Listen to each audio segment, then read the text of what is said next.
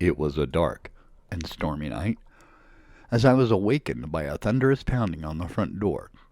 Moving quickly to open the door, I was greeted by a couple of armed men in military gear, full face masks, automatic weapons, and no IDs.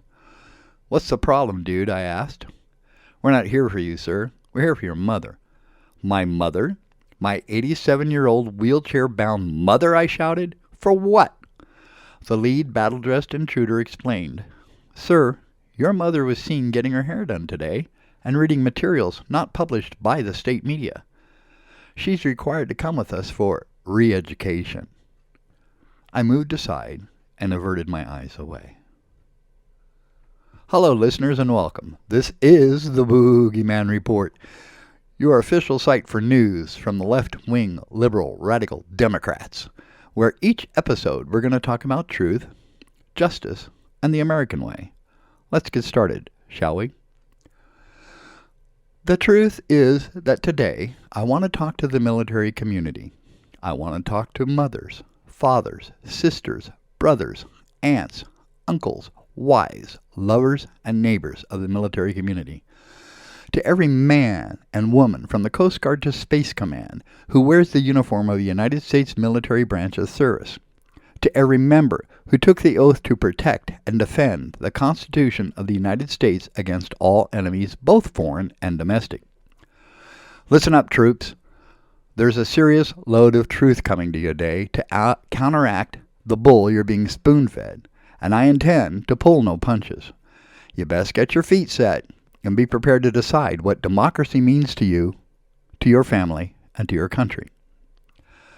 The truth is that if I say the letters UCMJ to any military veteran or active duty member of the military, they know exactly what I'm talking about: the Uniform Code of Military Justice. The Uniform Code of Military Justice is the foundation of the U.S. military justice system and governs the conduct of all U.S. service members. Today, specifically, I'm going to speak the truth about the UCMJ and Articles 90 and 92, with a focus on Article 92, which specifically deals with violations of the Constitution of the United States. According to the UCMJ law, Article 92, and I quote, "An unlawful order is given if it violates the Constitution, U.S. laws, or military regulation, and it directs a service member to commit a criminal or unethical act." Let me repeat that for you. According to UCMJ law, Article 92, an order is unlawful if it violates the Constitution, U.S. laws, or military regulations, and it directs a service member to commit a crime or unethical act. And, reading on, service members and their leaders might refuse to follow orders that are unlawful. One exception to Article 90 says a service member is not required to obey an order that violates the law. Every service member takes an oath that includes obeying lawful orders. Service members and leaders take this oath seriously. So now that we all understand the law and the Uniform Code of Military Justice, let's look a little closer at what it says. An unlawful order is a directive issued by someone in a position of authority that violates the law, a person's rights, or ethical principles. Here are some examples of unlawful orders.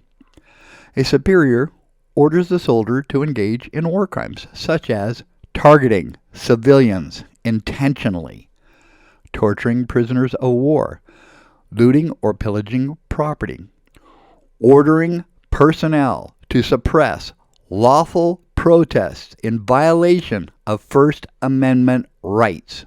I want to repeat that one again. It is an unlawful order to engage in a war crime such as ordering personnel to suppress lawful protests in violation of First Amendment rights and violations of international laws. So for those of you now serving in any capacity, you have the right, the constitutional duty, to refuse any order from a commander, including the designated commander-in-chief, that is unlawful. As we speak, the military is being prepared to be used as a puppet of suppression, and you are but a pawn in an attempt to take over America by any force or means, and to violate both civil liberties and human rights. You, uniformed member, you must refuse these unlawful acts according to the UCMJ, and which are ordered by a man who would be king and tyrant-in-chief. You must be prepared when you are instructed to attack, beat, arrest, or shoot your neighbor, your mother, your father, your high school teacher, or your best friend when they face you in the streets of America in peaceful protests using their First Amendment rights. You have the right to just say, "No, sir, that is an unlawful order and not in the defense of the Constitution. I cannot obey, and I relieve myself of my post." I beg you, read the UCMJ. Tell your fellow soldiers and sailors to read it and understand. Even the Posse Comitatus Act, which Donald Trump is drooling to use, does not stop you from your sworn duty as an American soldier to disobey these unlawful orders. And that's the truth. Justice. The Boogeyman's Boogie Justice Award today recognizes its newest recipient, U.S. District Judge Susan Yvonne Ilstanon, who on Wednesday granted a temporary restraining order blocking the Trump administration from laying off federal workers during the government shutdown.